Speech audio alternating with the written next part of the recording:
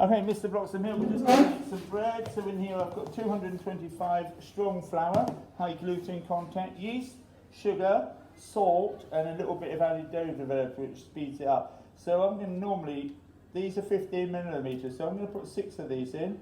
3, 4, 5, 6. Now this is warm water, so it should be like tepid water, warm water. You don't want it too hot, it will kill the yeast. If it's with cold water, it will just be slow and it will take ages to rise.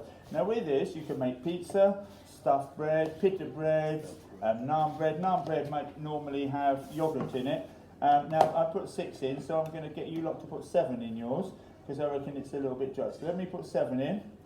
That's 105 millilitres, which is roughly right, because it's roughly half as much water weight as flour. So that's 7.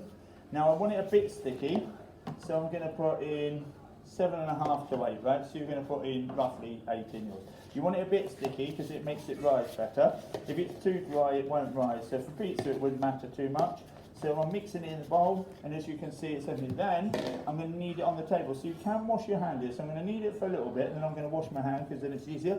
Don't make the mistake of putting loads of flour on your table. If it's really, really, really sticky, you'll have to, but it gets drier as you knead it. Now, you're just going to knead it, and as you can see now, it's not smooth. You see, it looks quite rough, right?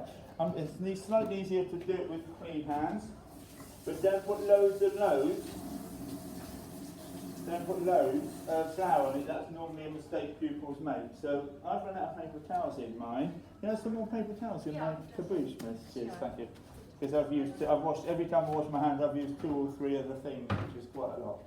Oh, you've got some of those. You've got secret supply. Look at that. That's clever. I didn't know that. Well, that's a good idea. Is there something under every cupboard, Miss, or not? I think so. That would be a good idea, because then you don't have to leave your area if you run out of things. That's a good idea, Miss. If there is some, that would be a good idea. But it's a good idea not to have too many out, because you might drip loads of water on them. So we're going to, in about, I'm only going to knead this for 1 minute, then you're going to start, and you'll see it's starting to get smoother, right? I'm not saying it will be smooth in 1 minute, but rather than you sitting there and me doing this, you're going to make it, and then when you're kneaded like this, you can come back. If you're ahead of the game, and yours looks lovely and smooth, and you can show it to me, then I'll get you to chop up something ready for it, or you can get your tray ready or put your oven on. But you can always put your oven on, actually. Yeah, and we'll get warm water in a jug.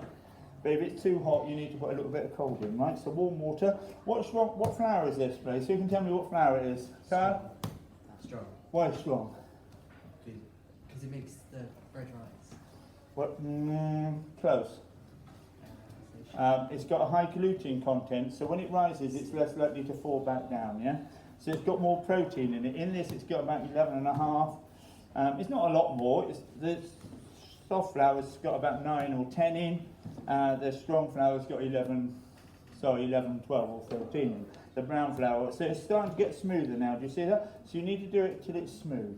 Everybody can get to that stage, do you reckon? So in your unit, you need to wash your hands again, and then you add 7.5 tablespoons of water. Go.